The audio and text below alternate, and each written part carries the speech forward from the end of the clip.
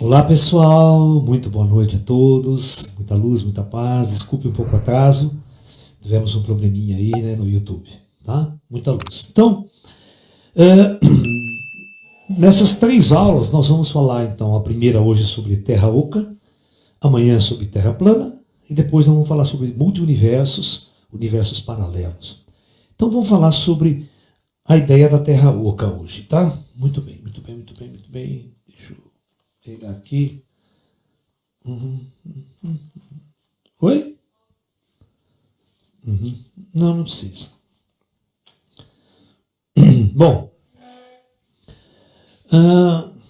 o conceito da Terra Oca, né, é um conceito muito antigo, tá? É um conceito muito antigo. Muitas teorias antigas, né, da pré-história até, e outra dos tempos mais gregos, as filosofias gregas, né, a mitologia grega, tudo, né? Muitos povos falam de semideuses oriundos, né, dessas regiões, vamos dizer assim, embaixo da terra, ou para eles pensarem da Terra Oca. Mas, na verdade, se nós já chegarmos aqui e falarmos de Agartha, já abrindo o conceito de Agartha, nós vamos entender que muitos povos antigos, quando a Atlântida afundou, eu falei para vocês, e depois a Era da Luz da Atlântida, quando termina a Era da Luz da Atlântida, né, a grande tecnologia que existia na superfície da Terra, grandes cidades foram, né, destruídas e transferidas para bases intraterrenas. Na Antártida, bases intraterrenas em vários lugares do mundo, no Himalaia, aqui nos Andes. Você está entendendo? Então o que aconteceu?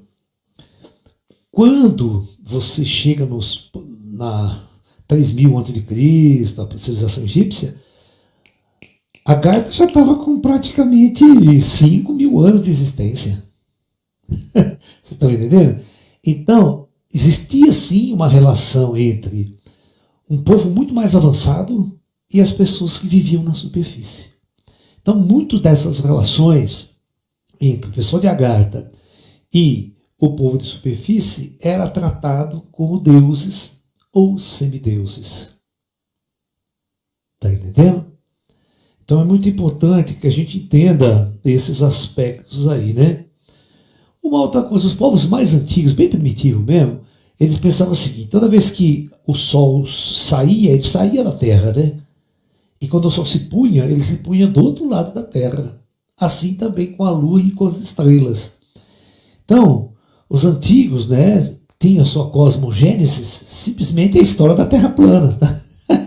Que nós vamos discutir amanhã. O Sol entrava na Terra e ia para dentro da Terra.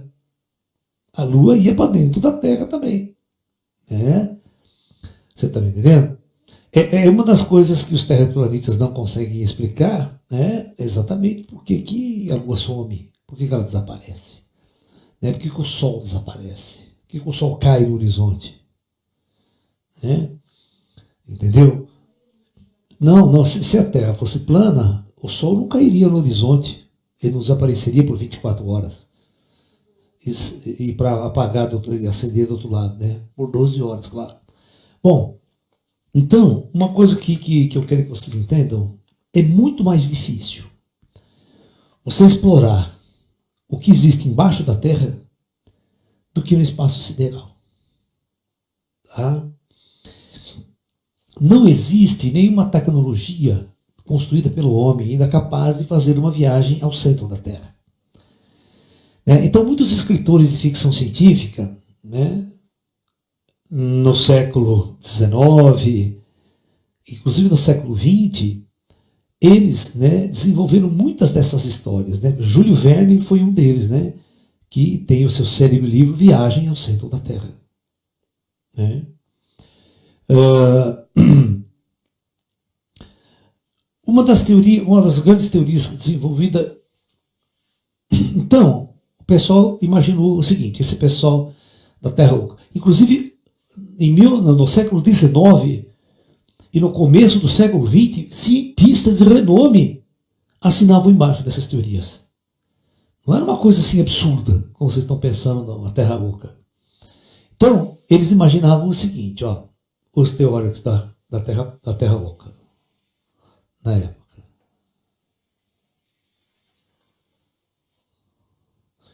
Deixa eu tentar desenhar para vocês aqui.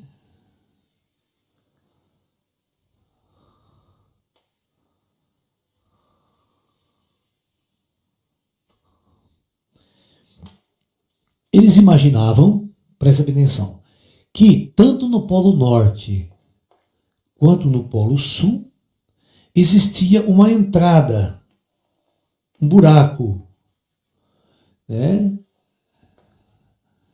Por onde quem estava aqui na superfície, se fosse caminhando em direção ao polo, faria, na verdade, isso aqui, ó. Como essa curvatura seria muito grande, a Terra é muito grande, a pessoa não perceberia que estava passando para o lado interno da Terra. Não sei se vocês me entendem ou não. Tá? Então, porque você está andando aqui na Terra, a curvatura da Terra, como ela é muito grande, você não percebe essa curvatura. Então você vai andando, e a força da gravidade está até puxando, né? E você pode entrar, estar aqui, e não saber que está no centro, que está dentro da Terra já. Né? Como para que outro lado? Isso aqui é redondo, fia. Esse aqui é um corte na maçã. Pega uma laranja e faz um buraco nela fora. É assim que você tem que ver. Tá? Isso aqui é um corte, entendeu? E tanto no hemisfério sul quanto no hemisfério norte, tá? Só que nós já tivemos pessoas, né? E o pessoal da National Geographic, eles faziam competições na Inglaterra para ver quem chegava primeiro no Polo Norte ou no Polo Sul. E botar essa bandeira lá, o primeiro explorador a chegar no Polo Norte. Por análise de sextante, pelas estrelas, você sabe que você chegou exatamente no Polo Norte. Dá para medir com precisão. Né? Até precisão de metros até. Tá? Entendeu? Então, nós tivemos uma teoria que contraria isso daqui. A chegada de exploradores, né, ao polo geográfico. E chegando lá, não tinha nada diferente. Meteram a bandeira lá, enfiaram no chão, entendeu? Mediram as coordenadas, né? Por causa do eixo de rotação da Terra, você está entendendo? Você consegue bilhetar com progressão, e isso é uma das questões contas. E mais tarde se chega também ao ponto nevrálgico do Polo Sul. Né? Muito bem. A teoria era que existiria um Sol central aqui, ó. Um Sol dentro da Terra, gerando muito calor, que iluminava tudo isso aqui. Teve cientistas de renome que falavam que a Terra, que tinha isso aqui ainda, ó, presta atenção, ó.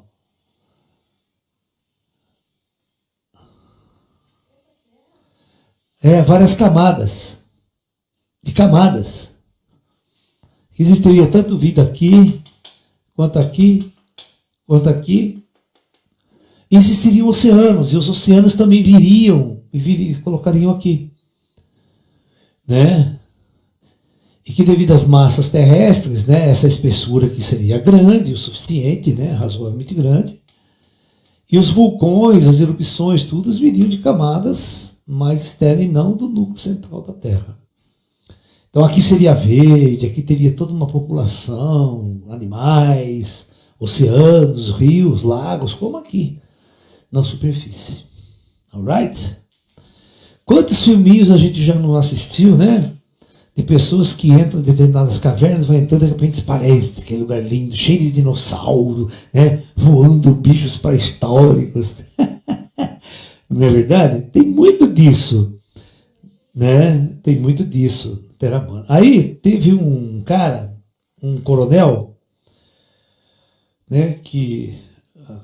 Coronel Burt, ele chama Burt, que jura de pé junto que ele voou com um aviãozinho até o Polo Norte E ele entrou nesse buraco do Polo Norte, ok? Presta atenção. E ele foi e visitou essas regiões com o aviãozinho dele. Tá? E ele volta contando toda a história, escreve o livro, tudo, vende bilhões, best-seller, sabe aquelas coisas?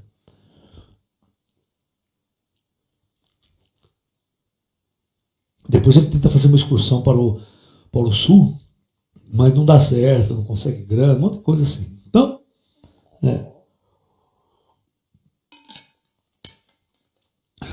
bom, vocês têm que entender que quando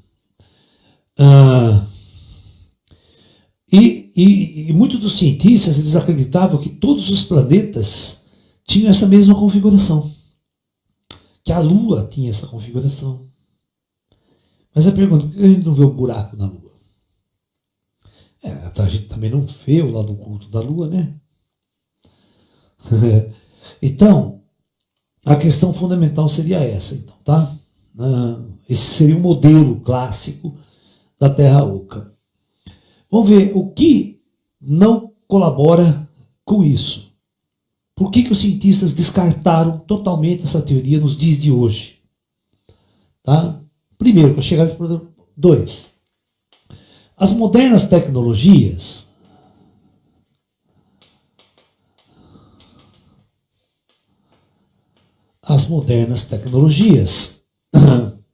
principalmente de satélites que fotografam com grande precisão qualquer ponto da Terra, né? Nada detectou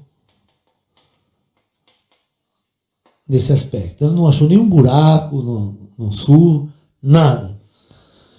Tanto no norte quanto no sul, nenhum buraco, absolutamente nada. Alright? Hoje, nós temos tecnologias de aviões, de submarinos, inclusive o submarino Nautilus, que foi o primeiro submarino nuclear americano. Ele, presta atenção, ele cruzou de ponta a ponta